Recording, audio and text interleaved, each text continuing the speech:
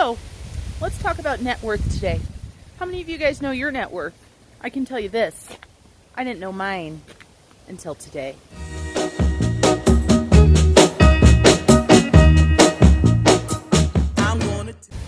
So you may ask, why don't I know my net worth, or why didn't I? Fear. I was afraid to figure out my net worth because I thought I owed so much and didn't own anything. Then when I started thinking about all of the stuff I own and all the debt that we've paid off, I knew that I just had to figure out the net worth. So join me today as I use my new net worth tracker and figure it out. So let's go. Hello everyone, Marlene, aka Snow Gardener 307, here with you to talk about net worth. As I just said, I was always afraid to figure out my net worth, and I kind of kicked myself in the butt for not doing it sooner. Let's go ahead and get into this, as I'm trying to keep this a fairly short video. I do want to let you guys know that even though my husband and I have our finances separate for our net worth, we are figuring this as a couple. So this takes all of our assets and all of our liabilities and melds them together. We do have our net worth individually figured out. However, this is what we're going to be sharing on the channel, is our combined net worth. And some of these figures I updated today, and today is August 11th. But some of them are, a couple days old, so they might be a little bit off, but I rounded up. And I also was very conservative on the worth of things. So the vehicles and stuff like that, I took the bottom number for their worth instead of the top or the middle or anything.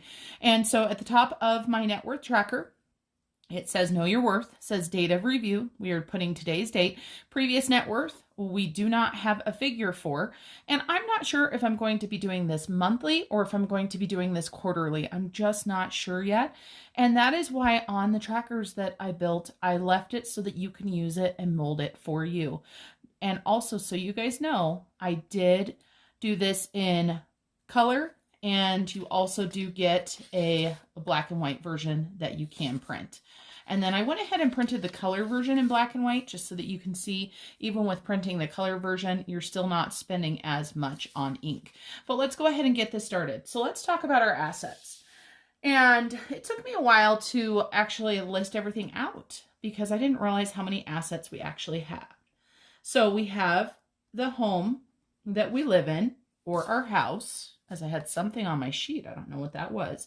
And the amount, and we know this for sure because it just got appraised, is $275,000. And as I said, I'm rounding everything up, just so you guys know, to the nearest dollar. And like I said, being conservative at the same time. So our land, I'm being pretty conservative on this because we haven't had it appraised. We own 3 separate lots, and the lots in that area that we own, they are 2-acre lots. And the lot next to ours just sold, and I believe it sold for $45,000 to $50,000. And so we own 3 of those lots, but we're just going to put $100,000 in there for those. Then we're going to go ahead and put our cash in our checking.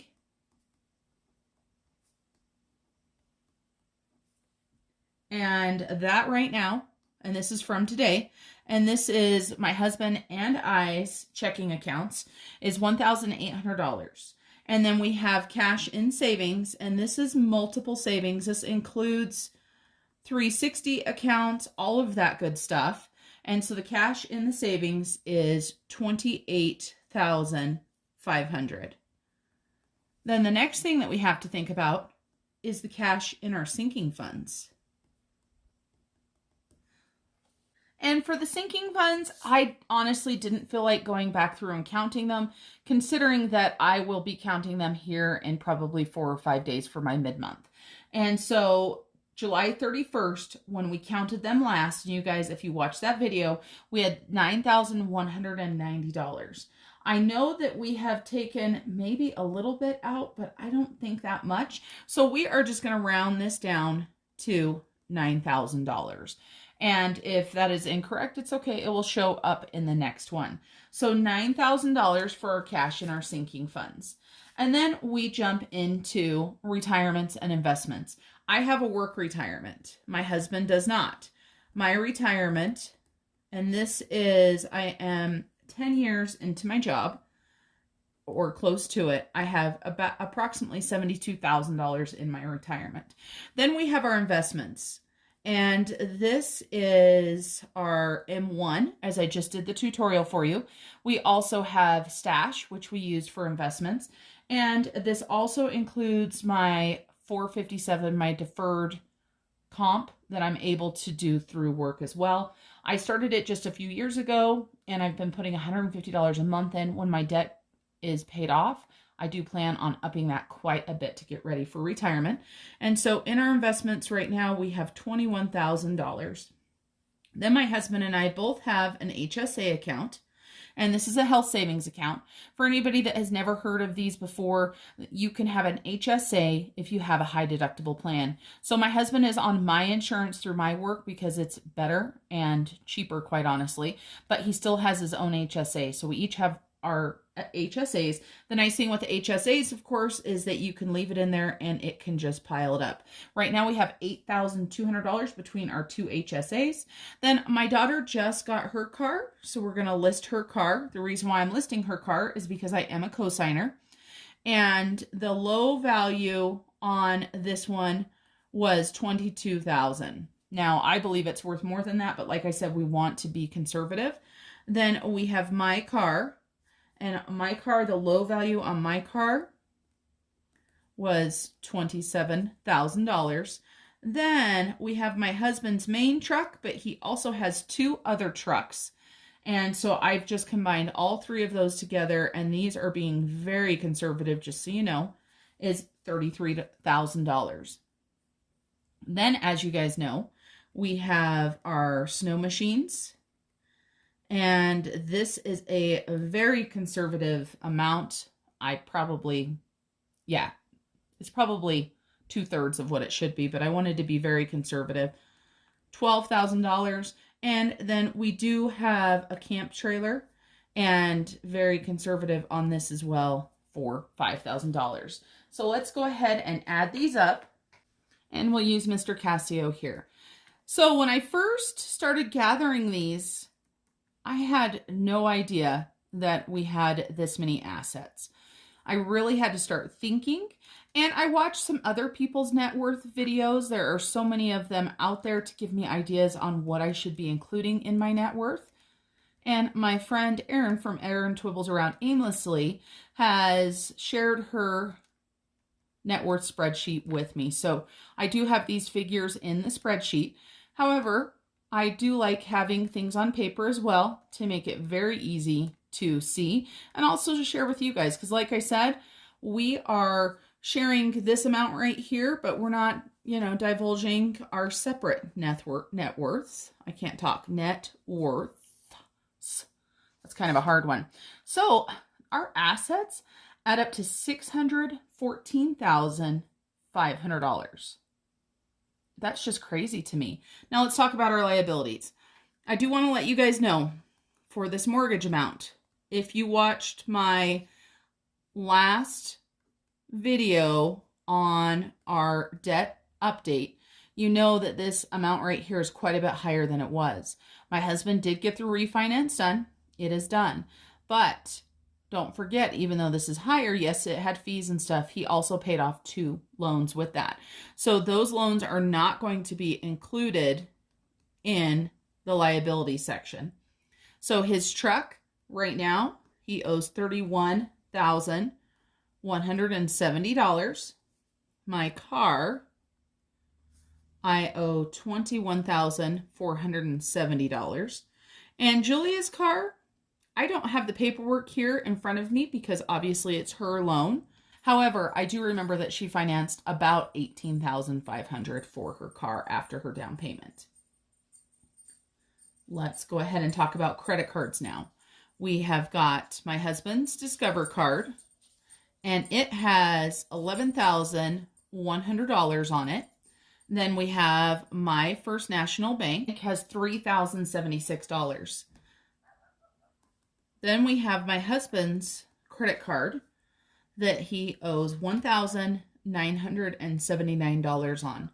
We have not received the cash due from the mortgage yet, and so that will take care of a lot of this, and his paycheck, this last paycheck, should help him get this paid down to where he has a $0 balance.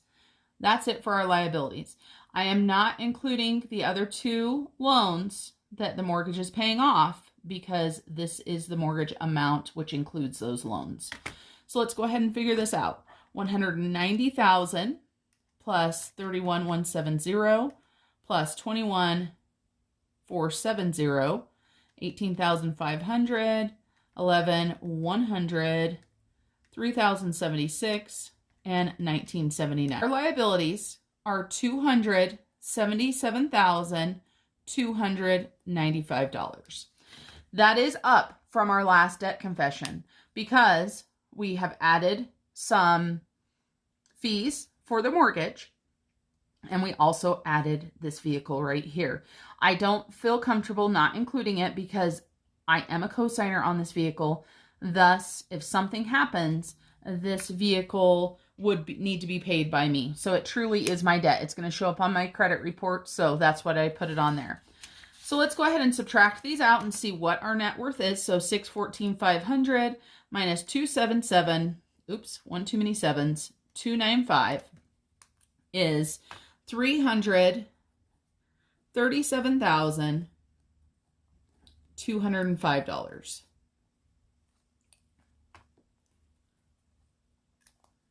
I cannot do any progress because this is the first time I've figured out our net worth, but I do want to point out to you guys what the bottom of this sheet looks like. So our net worth is there. For anybody that doesn't know, you take your total assets, you subtract your liabilities, and that gives you your net worth. Then I've got progress here, change in dollar amount and change in percent owed. So let's go ahead and figure out what percent we have right now. We are going to take our total amount of liabilities and divide it by our assets.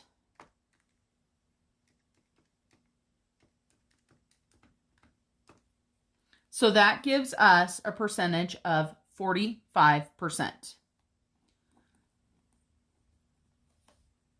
45% is what this 337,205 equals.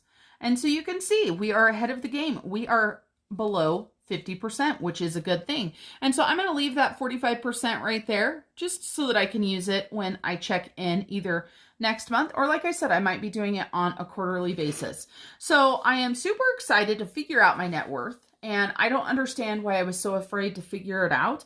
It didn't take that much time. It did take some brain power per se to figure out what I needed to track, how I was going to track it, and how conservative I wanted to be. So for example, my daughter's car, I only did it at $22,000. Her car, when we just bought it, blue booked at $26,000. So it is probably much lower, but I know vehicles depreciate so quickly that I didn't want to have them, much higher than that. Also, of course, when you think about your net worth and your assets, one thing you want to think about is your fluidity, if I can say that word.